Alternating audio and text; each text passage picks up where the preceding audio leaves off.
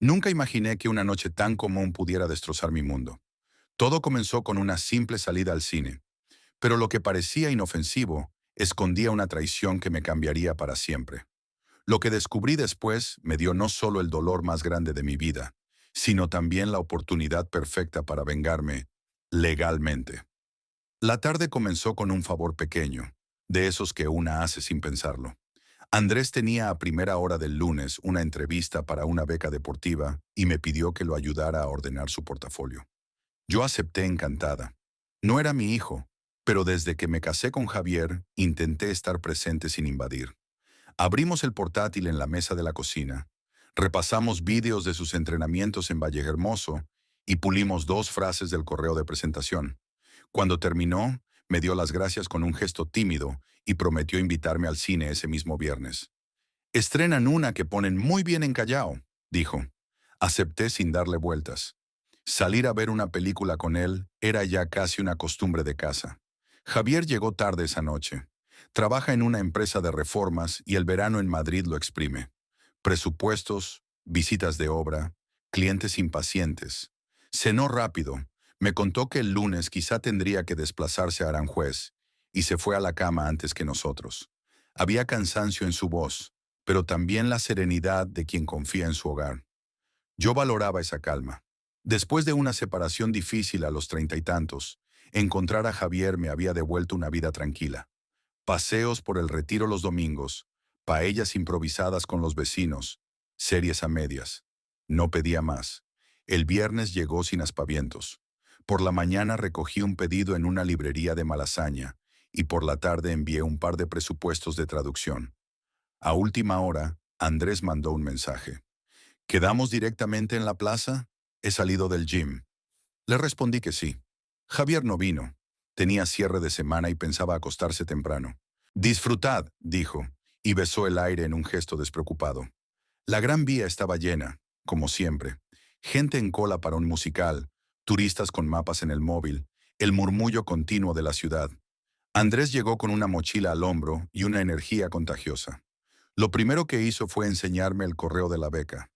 Habían aceptado su entrevista. Lo celebramos con unas palomitas grandes. Aunque la peli sea un tostón, ya ha merecido la pena salir, bromeó. Reí. Me gustaba verlo ilusionado. En casa, a veces, sus metas se perdían entre los horarios de todos. Entramos a la sala casi al final de los anuncios. Elegimos la última fila por pura costumbre. Mejor para comentar bajo, mejor para estirar las piernas. La película empezó sin ruido. Fue entonces cuando noté algo distinto, un cuidado nuevo en sus modales. Me cedía el paso, me acercaba el refresco, me susurraba detalles de la trama con una paciencia inusual. Nada reprobable, nada fuera de lugar, pero una suma de atenciones que me hizo estar demasiado consciente de cada gesto. A mitad de metraje me pillé a mí misma, intentando devolver la historia a la pantalla. Respiré hondo y me concentré en los diálogos. Andrés seguía con sus comentarios discretos, acertados. Cuando algo le parecía brillante, me miraba buscando complicidad, y yo asentía. Me repetí 3 veces la misma idea. Esto es una salida al cine, como siempre. Cuando encendieron las luces, él aplaudió con media sala y dijo que la banda sonora merecía escucharse otra vez de camino a casa. Fue al pasillo a sacar una foto del póster para enviársela a Javier y añadió un «Otro día venimos los tres». La frase me aflojó la nuca. Todo estaba, en apariencia, donde debía. Caminamos por la Gran Vía en dirección a Plaza de España. Era tarde, pero aún quedaban terrazas abiertas. Andrés hablaba de la entrevista, del preparador físico, de si debía ajustar la dieta. Tomé el papel de siempre, la adulta que escucha y ordena ideas. Le propuse hacer una lista simple para el domingo. 3 puntos sobre motivación, 2 sobre lesiones y una anécdota que lo humanizara. La de tu primer 400 en Vallecas, sugerí. Sonrió. Quedé penúltimo. Por eso funciona, respondí. Reímos. Al llegar al metro, sonó mi móvil. Era Javier. ¿Os falta mucho? Mañana tengo que salir temprano. Le dije que ya bajábamos y que todo bien. En el andén, Andrés me preguntó si podía enviarme el currículum para que le echara un último vistazo. Por supuesto, respondí. Se despidió con un abrazo corto de familia. Ese fue el final del plan. La noche me supo rutinaria y a la vez cargada de algo que no supe nombrar. Quizá era solo la sensación de haber cruzado una línea invisible. No por un acto, sino por una posibilidad. Me fui a dormir con esa mosca en la sien que aparece cuando una puerta se queda a medio cerrar. El sábado transcurrió normal. Javier se fue a primera hora. Tenía que revisar unos materiales en un polígono a las afueras. Yo hice la compra en el mercado y limpié lo básico. Andrés salió a entrenar y luego se quedó con amigos. Por la tarde, mientras ordenaba la estantería, me llegó su correo con el CV y un ¿te parece bien poner que colaboro en un campus de verano? Le corregí 2 fechas, pulí una frase y le devolví el documento con un par de sugerencias. A los 10 minutos me escribió, «Eres la mejor, gracias». Contesté con un emoticono neutro. El domingo por la mañana, en el desayuno, Javier preguntó por la película. Le contamos que estaba bien, que el final era un poco previsible, que el sonido en esa sala siempre distorsiona. Él asentía, distraído con su agenda. Cuando terminamos, dijo que esa semana tendría más lío de lo habitual y que quizá llegaría tarde varios días. «No os esperéis para cenar», pidió. Le dije que no se preocupara. Andrés no añadió nada. Miraba el móvil y sonreía. Le pregunté por la entrevista y me dijo que la harían por videollamada el lunes a primera hora. «¿Ensayamos esta tarde?», propuse. Aceptó. Ensayamos. Lo hice pasar por la típica pregunta de «¿por qué tú y no otro?», y le pedí que concretara. Cuando me soltó una respuesta llena de frases de manual, lo paré y le hice recordar la vez que compitió, lesionado sin contárselo al equipo, para no dejarlo tirado. «Eso dice más de ti que cualquier adjetivo», le señalé. Hizo silencio. Tomó nota. Respiró distinto. Vi al chico centrarse de verdad. Me alegré de estar aportando algo útil. A las 8, Javier avisó de que llegaría tarde. Pidió que dejáramos un plato de tortilla tapado en la nevera. Andrés y yo terminamos la práctica y recogimos la mesa. Al despedirse en el pasillo, se detuvo un segundo, como si quisiera decir algo más. No lo hizo. Bajó y escuché la puerta del portal cerrarse. Esa noche, con la casa en calma, repasé mentalmente los últimos días, buscando grietas.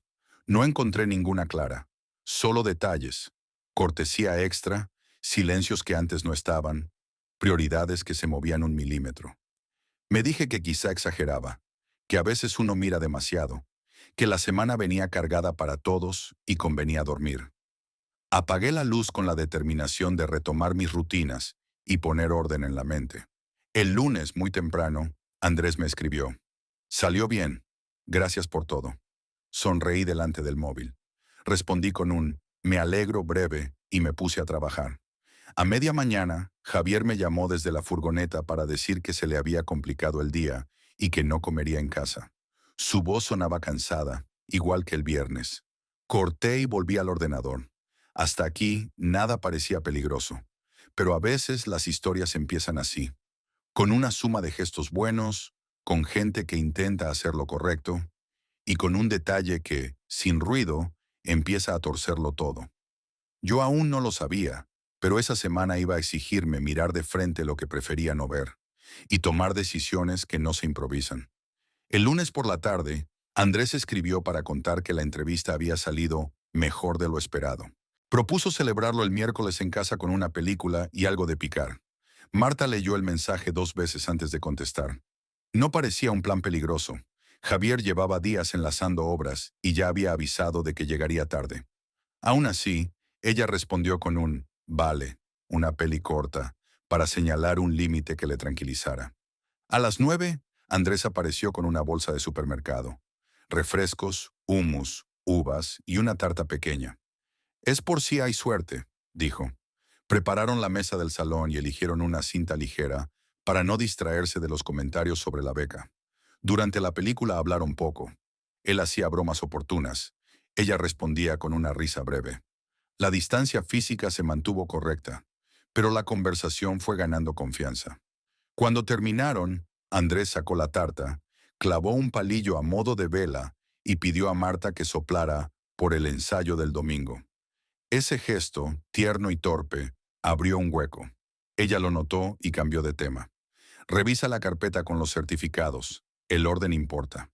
Él obedeció y el hueco quedó flotando. Javier llegó cerca de la medianoche. Marta ya había recogido casi todo. Él comentó lo de siempre.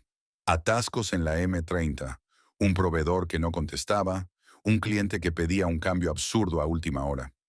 Le alegró que Andrés estuviera en su cuarto y que la casa estuviera en calma. Se calentó un plato y, entre bocado y bocado, preguntó cómo había ido la mini celebración. Marta explicó lo básico. Película, tarta, currículum. Nada más. Javier asintió sin indagar. El jueves por la mañana, Andrés envió un audio. Gracias por ayer, me ordenaste la cabeza. Luego otro. ¿Te importa que te pase el mail final? Marta contestó que adelante. Recibió el borrador a los pocos minutos y corrigió dos frases. Al reenviarlo, añadió, suerte, y descansa. Él devolvió un pulgar arriba. Fin. No lo fue. Esa noche, Javier dejó su tableta en el salón conectada al mismo Wi-Fi de siempre. Mientras Marta guardaba unos papeles, saltó en la pantalla una notificación enlazada a su propio correo. Tu documento ha sido editado por Andrés. No era raro, habían trabajado en ello, pero enseguida apareció, en la misma esquina, una alerta de calendario invitándola a ver peli el sábado, creada por él desde su móvil y compartida con ella por error. Marta la cerró en un gesto reflejo. No hizo nada más, pero el detalle quedó ahí, como un subrayado involuntario. El viernes, Javier avisó de que se quedaría a dormir cerca de Aranjuez por una visita de obra a primera hora del sábado. Me ahorro madrugón, dijo. Marta respondió con un, ok, cuídate, que sonó neutro. Por la tarde, Andrés escribió, si mañana no está Javi, vemos la peli aquí y repaso antes. Marta tardó en contestar. Por fin puso, una y listo. La respuesta fue inmediata. Prometido. El sábado a las 8, él llamó al timbre con una carpeta bajo el brazo. No hubo tarta ni compra extra. Solo el portátil, los apuntes y la película ya elegida. Se sentaron con distancia prudente. El guión pasó delante sin dejar rastro. Al terminar, Andrés cerró el ordenador y dijo, me relaja estar aquí. Marta escuchó la frase y la dejó pasar. Se levantó, trajo 2 vasos de agua, señaló la hora y recordó el una y listo. Él recogió sin protestar. En el pasillo, antes de irse, se volvió. Gracias, mañana te escribo. Ella asintió. Esa noche de madrugada, apareció un mensaje. No duermo. Gracias por todo. Marta lo leyó y guardó el móvil. Contestó al rato con un descansa de verdad. Luego lo apagó. No buscó más. El domingo amaneció limpio. Javier volvió temprano y trajo pan. Almorzaron rápido y cada uno hizo su lista para la semana. Por la tarde, Marta encontró en el cajón del mueble del salón el mando extraviado del proyector y al lado un ticket arrugado del supermercado con la compra del miércoles. Nada relevante, salvo el recuerdo del hueco abierto. Cerró el cajón y se impuso la rutina. El lunes, Andrés confirmó que le habían seleccionado para la segunda fase. Quería celebrarlo el martes con una sesión de preguntas y respuestas en formato serio. Marta accedió con la condición de que fuera en la mesa de la cocina, con luz y sin distracciones. Él aceptó. La sesión fue buena. Cronometraron respuestas, pulieron muletillas, tomaron tiempos. Cuando terminaron, él preguntó si podían ver un fragmento de su carrera favorita. Marta dijo que no. Hoy toca dormir. Sonó tajante y necesario. El miércoles, Javier llegó a casa antes de lo previsto. Encontró un vaso en la mesa del salón y una manta doblada al revés. No le dio importancia, pero guardó la imagen. A la hora de cenar, comentó que quizá la semana siguiente estaría más en casa. Se cae un presupuesto gordo si todo va bien. Marta celebró la noticia.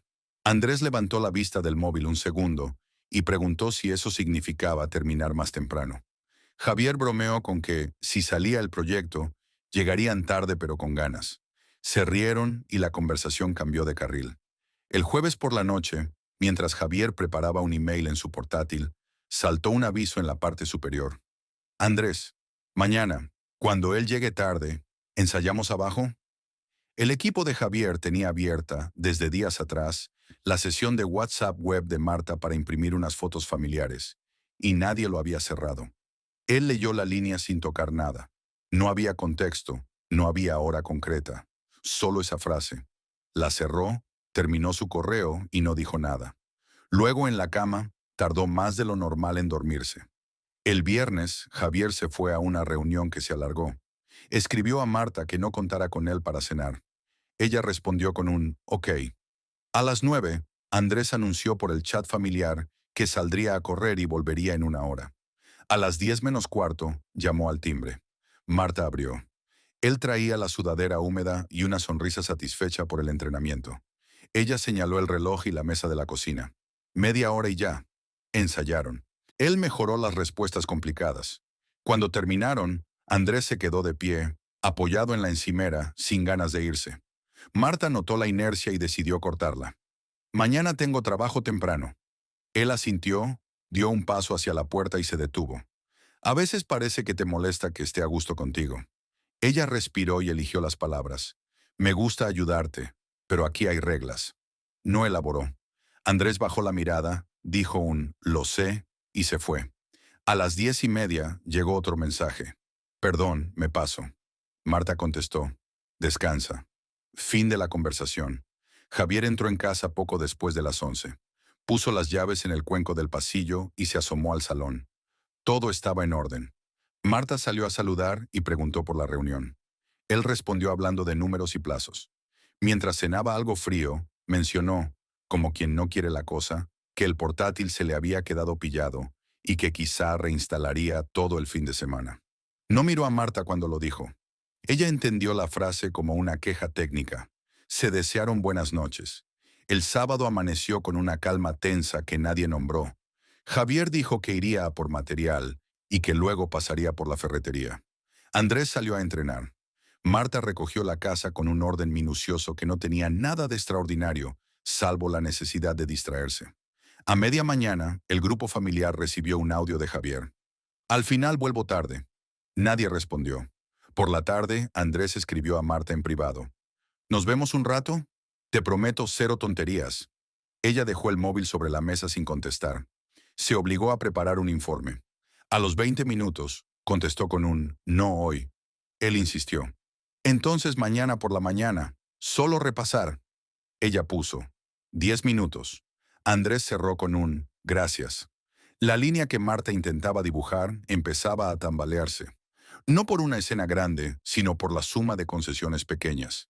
Javier, que no había olvidado la notificación errante ni el mensaje del jueves, decidió no improvisar. Ese mismo fin de semana hizo algo que nunca hacía. Ordenó el cuarto de los trastos y revisó una caja con aparatos antiguos de la obra. Encontró una cámara discreta que usaban para registrar desperfectos en pisos vacíos. La probó, verificó que funcionaba y volvió a guardarla sin comentar nada. No era aún una decisión, era una posibilidad dispuesta en la estantería. Al anochecer, todos coincidieron en casa. La cena fue correcta, con conversaciones sobre fútbol, sobre un documental y sobre si convenía cambiar la tarifa de luz.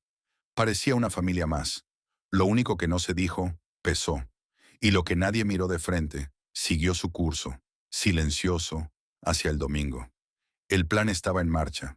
Fingí estar enfermo para pasar unos días en casa de mis padres, convencido de que, en cuanto yo desapareciera de la ecuación, ella invitaría a su amante. La mañana en que salí, Lucía me despidió en la puerta con una sonrisa que me heló la sangre. No era de tristeza, sino de alivio. Media hora después, desde el coche de mi hermano, recibí un mensaje de mi padre. Nada todavía, pero algo no cuadraba. ¿Por qué me acompañó hasta el coche? Entonces lo vi claro. El tipo ya estaba dentro del edificio.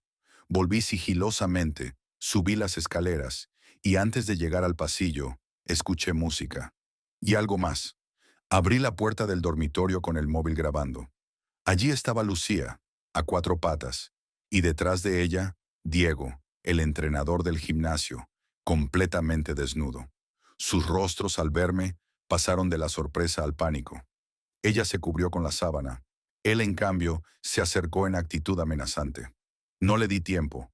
Le solté un golpe seco en la garganta que lo dejó tosiendo en el suelo.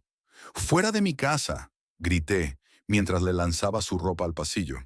En ese momento llegaron mi padre y mi hermano, alertados por el portero, que miraba la escena con gesto serio. Cerré la puerta y encontré a Lucía sentada en la cama, temblando. No te voy a hacer daño, pero vístete. Te espero en el salón. Le di unos minutos y, cuando apareció, inicié la grabación. ¿Por qué? Pregunté. Silencio. ¿Fui un mal marido? Más silencio, lágrimas. ¿Le quieres? Negó con la cabeza. Golpeé la mesa con la palma, sin poder contenerme. Dime algo, maldita sea. Ella se encogió, como un animal asustado. Respiré hondo. Mi abogado te contactará. Ve buscando el tuyo. Podemos arreglarlo, susurró. No hay nada que arreglar. Tú elegiste. Ahora asume las consecuencias. Le di una última opción, irse a casa de su hermana y contarle la verdad, o yo mismo le enseñaría el vídeo. No discutió. Empacó sus cosas mientras yo me refugiaba en la habitación de invitados, llorando como no recordaba haberlo hecho nunca. Cuando el portazo final resonó en el piso, entendí que la mujer con la que había compartido mi vida ya no existía. Lo único que quedaba era una desconocida que se había llevado por delante 11 años de matrimonio. Mi padre me llamó después. Diego había intentado denunciarme, pero el portero le recordó que no estaba autorizado a entrar en el edificio. Al final, el amante se marchó, humillado y sin cargos. Esa noche, solo en la cama supletoria, revisé el vídeo antes de enviárselo a mi abogado. Él respondió al instante.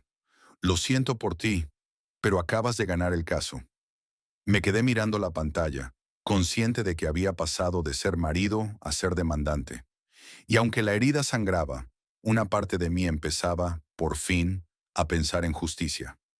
Los días siguientes al descubrimiento fueron un vaivén de trámites, miradas incómodas en el portal y mensajes que no contesté. El lunes, mi abogado ya tenía todo listo. Demanda de divorcio con pruebas de adulterio, lo que me permitiría evitar cualquier pensión compensatoria. Por el régimen matrimonial y un acuerdo prenupcial que mi padre, precavido, me hizo firmar antes de casarme, Lucía no podría tocar la vivienda ni los bienes que tenía antes de la boda. El resto se repartiría al 50%, y yo recibiría una compensación económica. Ese mismo día, el portero, que ya se había ganado mi eterna gratitud, me contó que Lucía había intentado entrar en casa el fin de semana. Como no funcionaba la llave, le preguntó por mí. Él le entregó la tarjeta de mi abogado y no dio más explicaciones. Unas horas después apareció Diego, preguntando por ella. El portero le soltó un seco. Lucía ya no vive aquí, y lo dejó plantado. Me describió la cara de desconcierto del tipo, y por primera vez en días sonreí. Lucía me escribió varios mensajes pidiéndome hablar. No respondí. El martes apareció su hermana en el portal. Me pidió que, al menos escuchara, lo que Lucía tenía que decir. Le contesté que no había nada que escuchar. Ella había tomado su decisión mucho antes de que yo lo supiera. La hermana se marchó sin replicar. Mientras tanto, el vídeo que guardaba en mi móvil era mi salvavidas legal.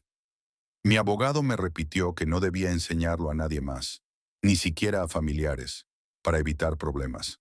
Lo tenía almacenado y respaldado, y solo lo vería un juez si fuera necesario.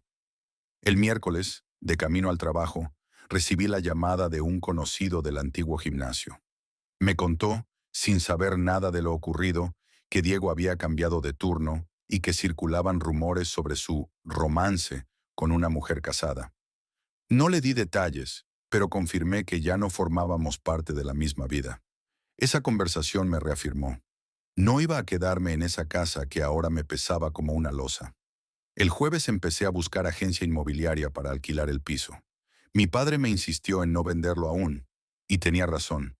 Era un activo que me protegía. Aún así, no quería vivir ni un día más entre esas paredes. Desde la noche de la traición dormía en la habitación de invitados. Entrar en el dormitorio principal era imposible. El viernes, Lucía vino por última vez a recoger más cosas. Llamó antes para avisar, y yo acepté, con la condición de que viniera mientras yo estaba fuera.